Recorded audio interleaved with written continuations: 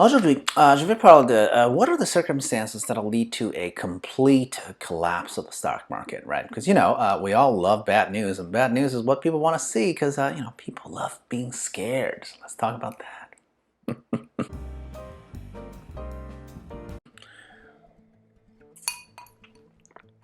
Hey, Zempak here. Another day, still retired, and last week the stock market dropped by, many a percentage, I think. Oh no, the volatility. Oh no, should I pull my money out? Oh no, today's rant's prompted by a post I saw on the Facebook Fire group that reads thusly. Someone asked this question, okay, in quotes.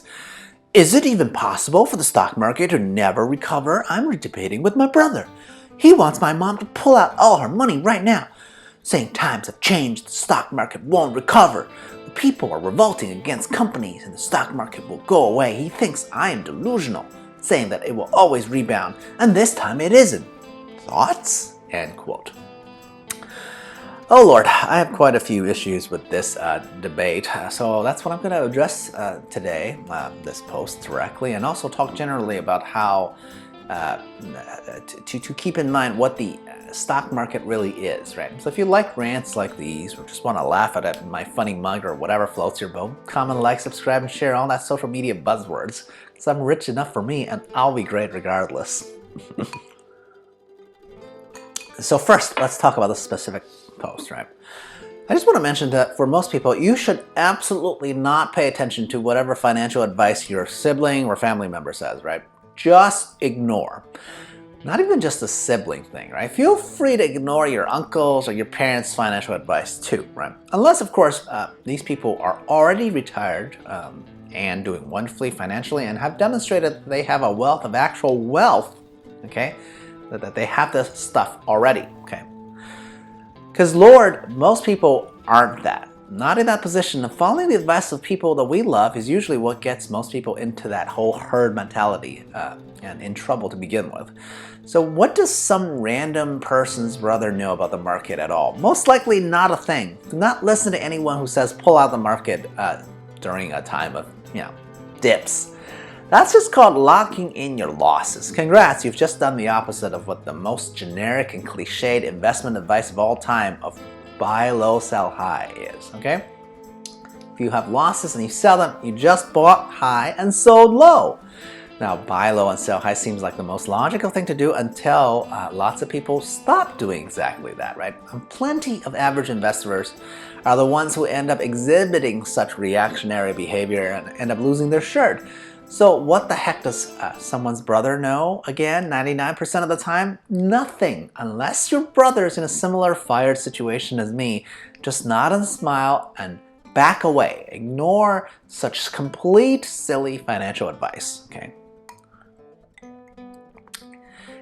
Now, this leads me to one of the fundamental misconceptions that this poster's brother actually has, right? He says people revolting against companies and the stock market would just go away.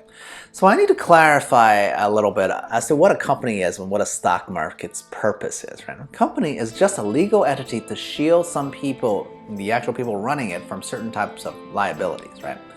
So as long as people, which are made up of individual persons, once they engage in any kind of commercial activity, aka buying and selling of goods and services, companies will absolutely continue to exist, right?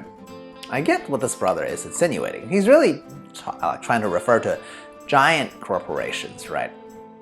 Or whatever, his news source is telling him to vilify. The problem is viewing companies as a whole being untrustworthy. It's really easy to tell who this person who talks this way is really about, right? He's clearly somebody who can only ever be a follower and have no concept of why companies, what their purpose is, but why they exist in the first place.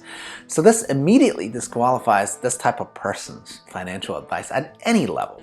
Oh yeah, by the way, of course this basic bro thinks the stock market is going to go away, as if the market is somehow some oppressive force forced upon us. That's never been the case, okay? Stock market has value because people invest in it, and they invest in it to share the success of companies run by other people.